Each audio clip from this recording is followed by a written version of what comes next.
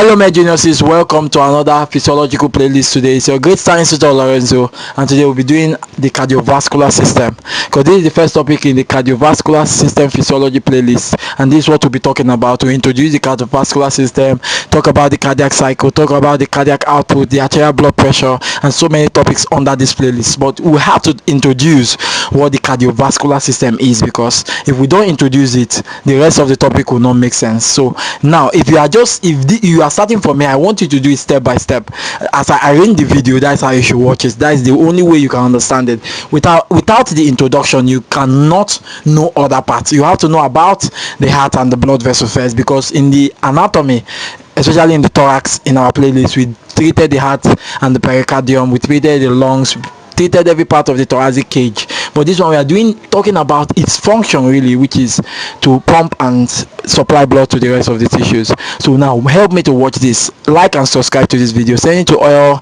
medical students and all science students that will need this video now. Please send it now. If you want me to make any videos for you, make sure you send it to the comment section. I promise when I see it, I'll make that video for you. Let's jump right into the video. So today we'll be introducing what the cardiovascular system is. We'll be introducing what it is. So what is the cardiovascular system? Cardio, which means the heart. Vascular, which means the blood vessel. So cardiovascular system is a system which involves the heart and the blood vessel. So simple. Again, cardiovascular system is a system which involves the heart and the blood vessel. The heart is a primary pump. It's a pump that generates blood, supply blood to the rest of the body. So without the heart, blood cannot be pumped. So the heart pumps blood to the rest of the body through a channel called the vessels. Are you getting me now? So the tissue needs oxygen, and the lungs provide oxygen. So when the lungs provide oxygen, which we take in through inhalation or through inspiration, it enters into the lungs, get exchanged with the blood, and the blood becomes oxygenated, and it goes to the tissue, supplies it to the tissue. Then when the tissue uses up the oxygen, it brings it back by CO2, which is taken back to the lungs, and we expire it out. That's how it happens. So the system between the lungs, the heart, the blood vessel, and the tissue is what we call the cardiovascular system. Are you getting me now? So simple. So if we are to introduce the main importance part of this part now, which is the heart, because we have said that the cardiovascular system is a system which involves the heart, cardio, and the vessels, which is vascular. So the system which involves the both of them is called the cardiovascular system. So the first one we'll be talking about, which is the heart. What is the heart? The heart is a powerful muscular pump. It's a powerful muscular pump that pump blood through the vessels to the tissues. So the engine that generates the blood and supply to the rest of the tissue is the heart. So it's a powerful muscular organ. It's a powerful muscular organ that generates and pump blood to the vessel to the tissues. Do you understand now? So where is it located? It's located in the mediastinum. We are looking at it now. If you go to our thorax anatomy video, we'll talk about the mediastinum. The mediastinum, as we call it, middle sternum, in between the lungs. So the lung occupy either side of the thoracic cavity. The lungs occupy either side of the thoracic cavity. In between the lungs is the mediastinum. And in the mediastinum, we have the superior part of the mediastinum, which includes the great vessels and nerves in the thoracic region, while in the inferior mediastinum we have the heart, which is sitting in the middle part of the mediastinum. So the heart is located in the middle mediastinum, along the pericardium and some of the great vessels. So now, and the heart is located at either side of the lungs, but usually tilted to the left. So it's located at the left, at the fifth intercostal space, just close to the lungs. We call it, that place is close to it, we call it the cardiac notch, because the lungs have a space where the heart sits in, and that space is called the cardiac notch. So the cardiac notch is a place where the heart sits in the left side of the thoracic cavity, and it is attached to the lungs by what we call the lingula. So go to our lungs video and go to our heart video under the thoracic anatomy. You understand what I'm talking about. So number one is a primary powerful organ which pump blood to the vessels to the tissues. Number one. Two, is located in the middle mediastinum. It's located in the middle mediastinum, which is located in between the lungs. But where in the thoracic cavity is located close to the left hand side of the lung. So it's located sitting at the lower or inferior lobe of the left lungs, to what we call the cardiac notch, and it's attached to the lungs by what we call the lingula. Don't forget it now. So now we have what are the covering or the part of the heart. The heart is divided into what? 4 parts. I get it. It's divided into 4 parts, but normally they'll say it's 3 parts. Divided into 4 parts. We have the pericardium, we have the epicardium, we have the myocardium, we have the endocardium. Are you getting now? So we have the pericardium, which is the covering of the heart itself. Same as the lung has a pleura. So some of the same as the abdominal organ have peritoneum. Are you getting now? That is how the heart has a pericardium. The pericardium is a sensory layer. It's just like a serous layer. Are you getting now? Which covers the heart from outside. It covers the heart from outside. In between the pericardium, now you have the serous layer, which you have the visceral part, and you have the what? The fibrous part. You have the visceral part, and we have the parietal part rather. The visceral part and the parietal part. Again, the heart is a powerful muscular organ that pumps out blood, located in the middle mediastinum. And what happens again? It is tilted more to the left at the inferior lobe, attached to the lungs by what we call a lingula. You don't forget that. So the pericardium, we have the epicardium, we have the myocardium, and we have the endocardium. So never you forget the parts and covering of the heart. Are you getting now? So if we are to start from the first one, which is the pericardium, I said that the pericardium is a serous layer which composed of 2 parts. It's composed of a fibrous part. Are you getting a fibrous parietal part, and you have a visceral thin part? A fibrous parietal part and a visceral what? Thin part. So the fibrous parietal part is outside, and the visceral part, which is thin part, is located inside. You get it now? So it is a serous layer which is made up of a fibrous parietal part and a visceral inner side. Now, in between the fibrous and the word visceral is what we call the pericardiac cavity. The pericardiac cavity, same as the lungs, we have the outer pleura, which is the parietal pleura, and we have the visceral pleura. In between the parietal and the visceral pleura is the pleural cavity, same as the pericardium. Now the pericardium has a fibrous parietal part and an inner visceral part. In between there we have a pericardiac cavity which contains serous fluid. So it contains serous fluid because the heart pumps out blood, and when it's pumping, it's prone to friction. And since it's prone to friction, the body now thought it wise, and God thought it wise, to bring out what we call pericardiac fluid. And that pericardial fluid is about 30 to 50 ml, and that fluid helps to prevent friction in the heart. So if you are thinking about the part of the heart that contains pericardiac fluid, is between the fibrous parietal part and the inner visceral part. So in between there is the pericardiac fluid. Now this visceral part, the visceral part forms what we call the epicardium. So the fibrous parietal part forms the outer layer, which is the pericardium itself, the pericardium proper, while the inner visceral part becomes what we call an epicardium. The fibrous parietal part becomes the pericardium proper, while the inner visceral part becomes the epicardium, and it is lined by flattened epithelial cells. It's lined by flattened epithelial cells. You can see it on your screen. The next one is the myocardium. So the myocardium contains what we call cardiac muscle fibers. It contains cardiac muscle fibers. And when you talk about cardiac muscle fibers, go to our excitable physiology playlist and our histology of the cardiac muscle tissues. You understand what the cardiac muscle is. Now the cardiac muscle is an involuntary muscle.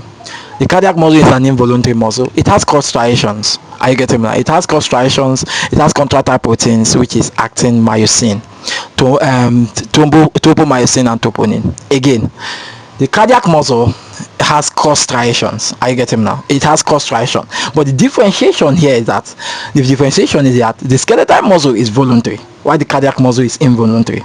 But the only two things they share is that the skeletal muscle, are you getting now, is cord striated too. It's cord striated, while the cardiac muscle is also cord striated. But the difference is that one is voluntary, one is involuntary. And for somebody to have cord striation, which means the cord striation means that their fibers are arranged, but skeletal, their fibers are arranged parallel to each other, with their nucleus located at the base, or sometimes at the center, but usually at the base for skeletal muscle. But for cardiac muscle, their nucleus is located at the center. You get that? For cardiac muscle, so they have contractile protein. So one, the cardiac muscle has cord striation. It's involuntary, which means you cannot control it. But the skeletal, you can control it, but the cardiac is involuntary. Are you getting that? And it has contractile proteins: actin, myosin, tropomyosin, and troponin. The same thing with skeletal muscle. The only difference here is smooth muscle. Smooth muscle do not have cross striations. It doesn't have cross striations. It also have contractile proteins, but there's absence of troponin there. So you watch our excitable physiology on the cardiac, the skeletal, and the smooth muscle. And for contraction to occur, the actin and myosin has to cross bridge among each other. So when they cross bridge on themselves, they slide across each other, they produce what? Contractions. You get it now? They produce contraction. And separating the fibers of the cardiac muscle, there's what we call a gap junction. In between the cardiac muscle fibers, there are gap junction. We call them what? Intercalated discs. So there are intercalated discs at gap junction, so that when action potential is generated from the what? Conducting cells, if it's generated from the conducting cells, it can spread to the contractile cells. So what are the contractile cells? Contractile cells are cells that contain smooth muscle, which involve the atrium and the ventricle.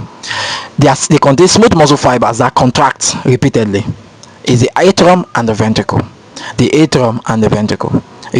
While conducting cells are electrically excitable cells, which include the SA node, the AV node, the bundle of His, and the Purkinje fibers. We'll talk about it in the electrical activities of the heart. Now, for this one here, the gap junction, which is the intercalated disc, is there for a reason. To do what? To allow the spread of action potential generated by the conducting fibers into the contractile fibers, which is actin and myosin, for the purpose to contract and pump blood. Again, the intercalated discs are gap junctions, which allows the spread of action potential between the contractile, which is the SA node, between the conducting, which is the SA node, AV node, and the contractile fibers, which is the atrium and the ventricle, for the purpose of what? Pumping blood. The pericardium has a fibrous layer and a visceral layer. The fibrous layer is a pericardium proper, while the visceral layer, it becomes the epicardium, which is lined by flattened epithelium. In between there, they have pericardial cavity, which contains pericardiac fluid, which secretes the serous fluid for preventing, to lubricate the mesothelial layer and prevent what? Friction. While the myocardium it contains cardiac muscle cells, which helps with what? Assists in contraction between the atrium and the ventricle to pump out what? Blood. The last one is the endocardium. What is the endocardium? The endocardium is the inner layer. That is where the blood passes through, where the blood is produced and the blood passes through. The endocardium is the inner layer that is lined by what we call simple squamous epithelium. So it contains simple squamous epithelium lined by what we call endothelium. So endothelium, another name for endothelium is simple squamous epithelium that lines the endocardium. So don't forget, pericardium, two layer. In between the pericardiac fluid, pericardial cavity. Epicardium is the visceral layer of the pericardium, which lined by a flattened epithelium. Then we have myocardium, which is the smooth muscle layer that does the contraction itself, and we have the endocardium, which is the inner layer, that's where blood passes through. Are you getting now? Where blood is produced and passed through. Endothelial layer, simple squamous epithelium. Are you getting? It produces the bulk of the blood volume, and we know the total volume of blood in the body is about 5 ml. Get it now? So since you have understood, we introduced what the cardiovascular system is, and we talked about the heart, and we are talking about the layers of the heart. So the next we'll be talking about is the conducting system. I talked about the conducting system in the last part. Are you getting it now? What are the conducting system? I told you action potential is generated in the conducting system. Again, action potential is generated in the conducting system and is not transferred to the contractile cells.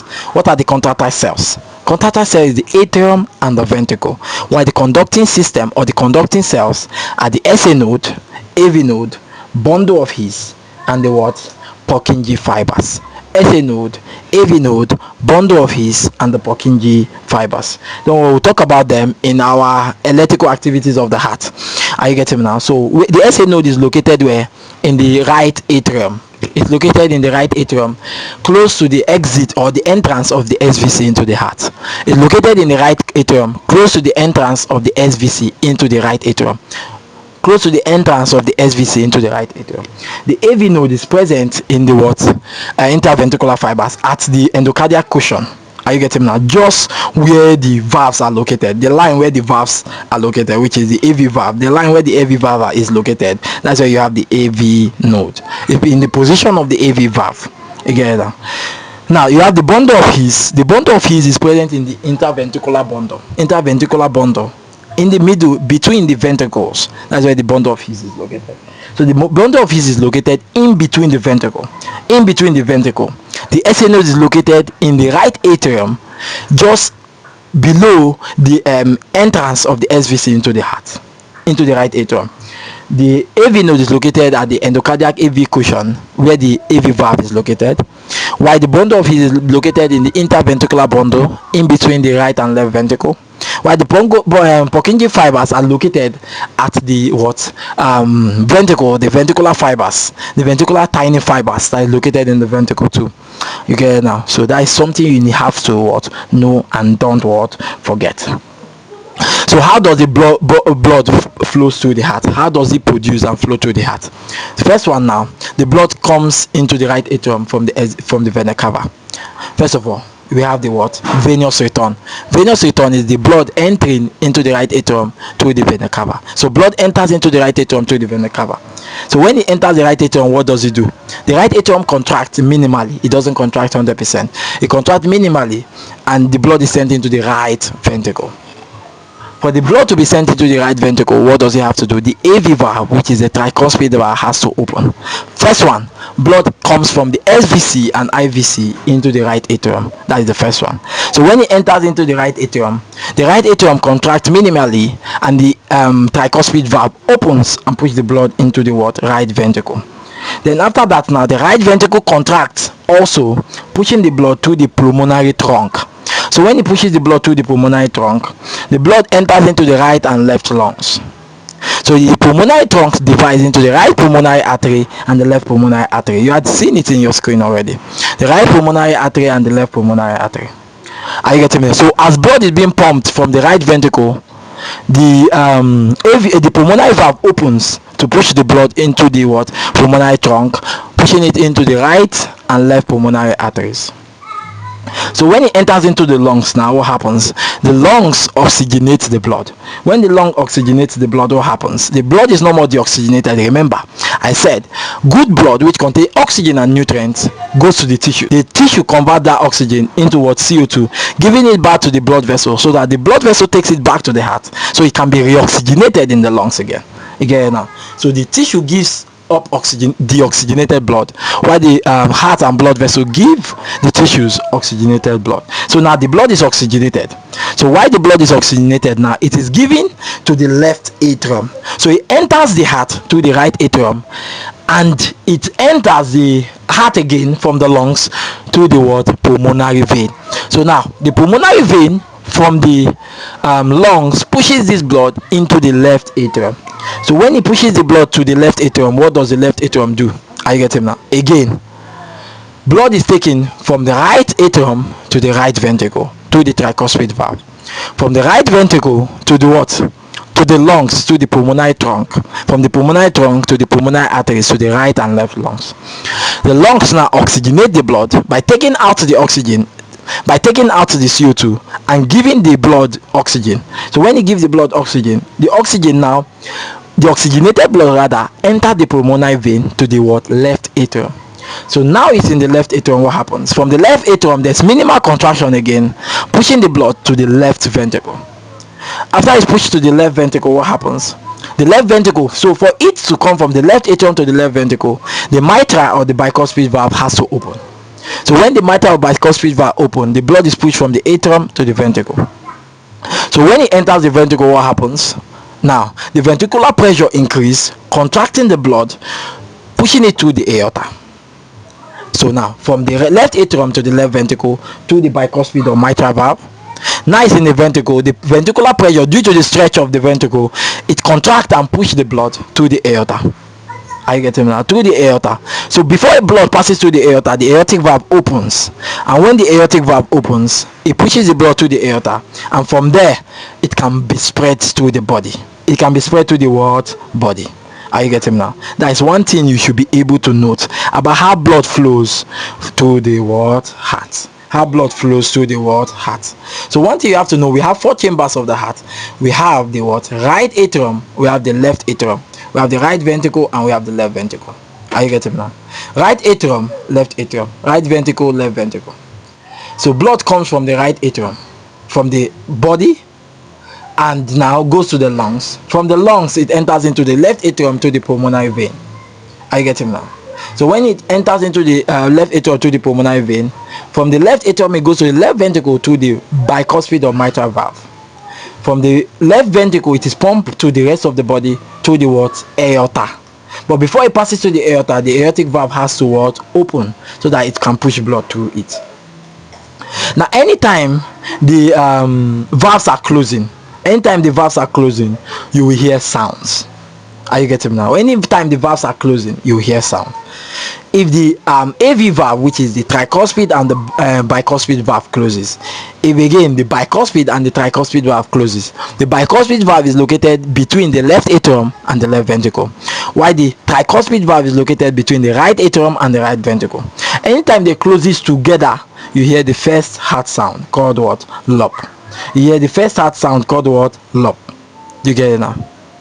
But anytime now blood is being pumped to the aorta and the pulmonary vein, anytime the blood is pumped to the aorta, which is the great artery, and the pulmonary artery, are you getting now? What happens? The AV valve, the semilunar valve will close, and when the semilunar valve closes, you hear the second heart sound. So now when the bicuspid and tricuspid valve closes, you hear the first heart sound, which is lop. And when the aorta, the aortic valve and the pulmonary valve closes, which they are called the semilunar valve, if they closes, you hear the second heart sound, which is what? Dope. Are you getting me now?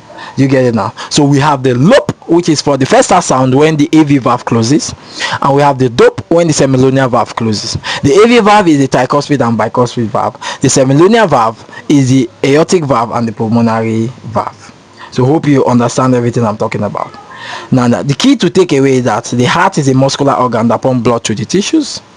The heart contains 4 layers, which is the pericardium, the epicardium, the myocardium, the endocardium. Are you getting now?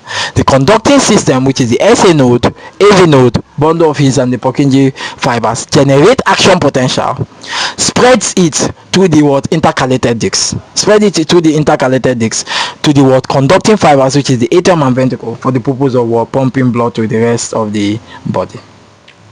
So the next one is the what we call the properties of the cardiac muscle. What are the properties of the cardiac muscle? The properties of the cardiac muscle include, we have what we call ionotropic.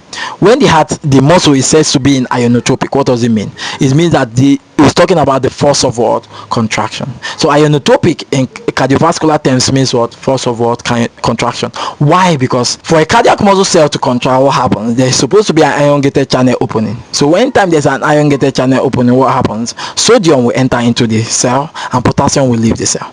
And anytime sodium enters into the cell, what happens? It will stimulate calcium release, and calcium release will cause what? Contraction. So you go watch my video on neuromuscular junction and skeletal muscle contraction, you also know what I'm talking about. So go to my excitable physiology playlist, you also see it now. Ionotropic, ion entering into the cardiac tissue. When ion enter into the cardiac tissue, which is sodium and calcium, what happens? It will cause what? Contraction. Ionotropic, ion entering, causing contraction. Conotropic, what does conotropic means? Frequency of what? Heartbeat. Frequency of heartbeat. So when there's influx of what? Sodium, and there's stimulation of calcium release that bind to troponin C, what happens? There's contraction. And when there's contraction, there's increase in the frequency of heartbeats. So a lot of contraction increases what? Heart rate. And once heart rate increases what? Cardiac output. Ionotropic, ion producing force of contraction. Conotropic is increase in frequency. So when there's increase in ionotropic stimulus, there's also increase in conotropic stimulus. So conotropic for frequency, ionotropic for force of what? Contraction. Ionotropic for force, conotropic for frequency. Don't forget. Frequency of heartbeat is when the ionotropic is high, increasing the force of contraction, causing the conotropic also to be high. Dromotropic. What's dromotropic? Increase in velocity of conduction.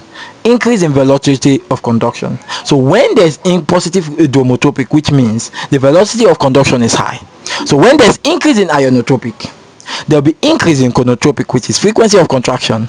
There'll also be increase in dromotropic, which is what? The velocity of conduction. The velocity of conduction is that conduction that is needed to where the nerve is being stimulated, where the nerve stimulates the cardiac muscle to increase the contractility. Don't forget, ionotropic force of contraction, chronotropic frequency, dromotropic, which is velocity of what conduction, while barotropic. So what's barotropic? Increase in what excitability of the what cardiac cell. Increase in excitability of the cardiac cell. For an excitable tissue to be excitable, for an excitable tissue, like just like a skeletal, cardiac, and smooth muscle, for them to be excitable, they have to have the ability to what accept the binding of what ligand. So ligand are neurotransmitters. What are the neurotransmitters that causes the heart to beat faster? You have what we call the adrenaline or the epinephrine. So when the epinephrine binds to the SA node, what happens?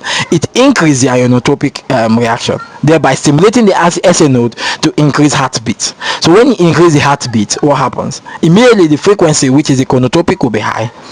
There will be fast conduction velocity. The velocity of conduction will be high, and also this shows that the heart is what an excitable tissue. So barotropic, excitability of the cell; dromotropic, increase in velocity of conduction; chronotropic, increase in frequency of conduction; ionotropic, increase in force of contraction rather. Again, the aorta and the semilunar valve produce what we call DOP. The aorta and the aortic valve and the semilunar valve, the aortic valve and the pulmonary valve, they are semilunar valve that produces what we call DOP. While the tricuspid valve and the bicuspid valve, or you call it the mitral valve, they are the AV valve that produce what? DOP. LOP. So LOP is for AV valve, which includes the tricuspid and bicuspid. DOP is for semilunar valve, which include the aortic and the pulmonary valve. I get him now. And you should also know from the lungs, the oxygenated blood enters into the left atrium. From the left atrium, the bicuspid valve opens, push the blood to the left ventricle. From the left ventricle, is pumped out to the body. So the next one we're talking about are blood vessels. The next one we're talking about are blood vessels. So what are blood vessels? I get it now. Blood vessels are what? Smooth muscle tissues. They are smooth muscle tissues that carries blood from the heart to the tissues. They carry blood from the heart to the tissues and from the tissue back to the heart. So they are just channels that carries blood from the heart and back to the heart. They carry blood from the heart and back to the heart. So blood is taken away from the heart through the arteries. Blood is taken away through the arteries.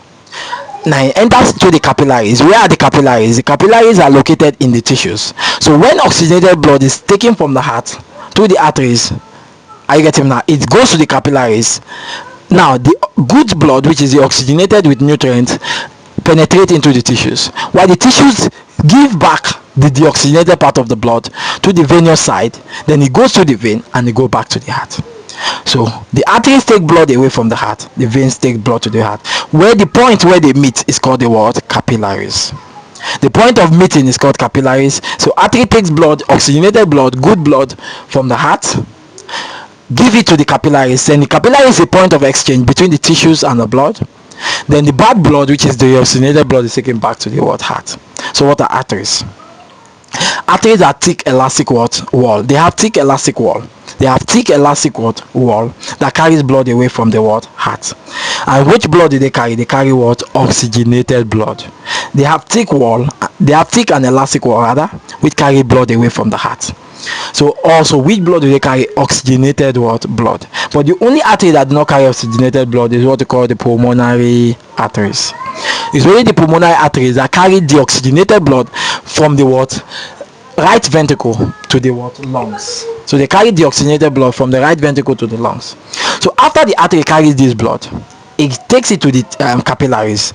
The capillaries is formed by the small arterioles and the small venules. So the small arterioles are smaller arteries, while the venules are the smaller veins. So when this blood goes to the capillaries, what happens now? There's a point of exchange of gas and nutrients between the tissue and the blood. I said it already. The point of exchange between the tissue and the blood. So the blood, oxygenated blood, gives oxygen and nutrient to the tissue, while the one the tissue have used up, which is CO2 and so many urea, uric acid, they take them back to the blood, and now they pass through the vein. Now what are the vein? The vein are thin wall. They are less elastic. They are thin and less elastic, while the arteries are thick and elastic. They are pressure vessels because blood is moving there in rapid speed. But the veins are thin and they are collapsible. They have valve, but the artery doesn't have valve. The vein have muscular valve, when blood is moving, it tends to be regulated with the what through the valves. So the vein carries what deoxygenated blood, except from the pulmonary vein that carries oxygenated blood from the lungs to the left atrium. So the blood goes from the heart to the aorta, from the aorta to the arteries, from the arteries to the arterioles to the capillaries. Now when the bad blood is coming now you see the color. From the capillaries now it goes to the venous, from the venous to the vein to the vena cava, back to the heart. So coming from the heart to the biggest artery, which is the aorta, going to the heart, it is the biggest vein, which is vena cava. So the aorta is the biggest artery, while the vena cava is the biggest vein. So we have the aorta, which is the ascending aorta, we have the arc of the aorta, we have the descending aorta. The vena cava, now we have the superior vena cava and we have the inferior vena cava.